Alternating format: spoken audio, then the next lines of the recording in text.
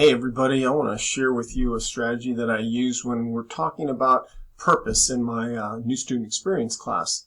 When we get to this, we are actually fulfilling one of our course objectives, and that is students will create a personal purpose statement that outlines and articulates their values, goals, interests, and strengths in relation to their educational and career aspirations. So they actually craft a personal purpose statement that's very unique to them. Now, this is part of a longer discussion of this, but let me just give you the component parts. We talk a little bit about what purpose is all about, why it's knowing your why rather than just your what. Because if you know your why, it gives your what more meaning, direction, and purpose, and energy. So we have a little discussion on that. And then I show them a number of mission statements and purpose statements from various institutions. Like, for instance, here's one: provide opportunities for academic, technical, and lifelong learning in a collaborative culture dedicated to inquiry, results, and excellence. Do you know what corporation or entity that purpose statement is? Well, you probably guessed. It's Valencia College. So we go through Microsoft and Nike and all of those, and they've not heard these before. So it's actually pretty cool explanation. So I'm throwing this up there and they're answering. So there's a lot of interaction. We talk about who are these statements for.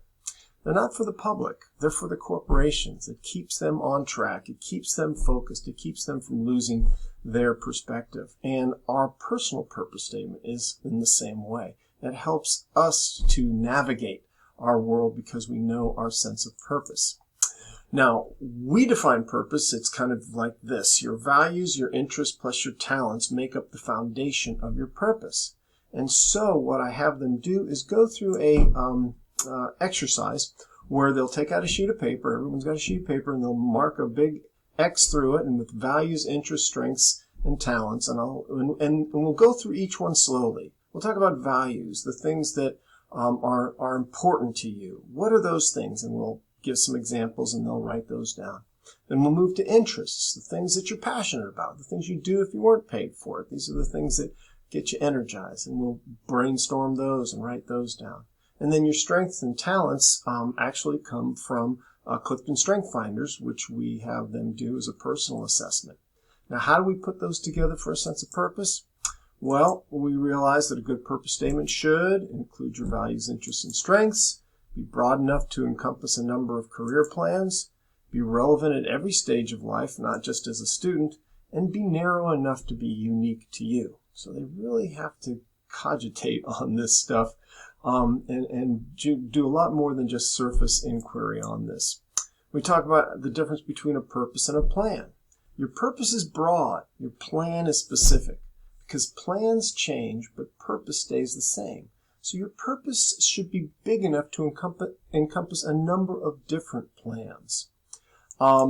We give them this formula, and we have them start to craft a rough draft of a personal purpose statement. My purpose is to blank through blank. This is the way I'm going to do it. My talents, my strengths, to the end that blank, these things happen.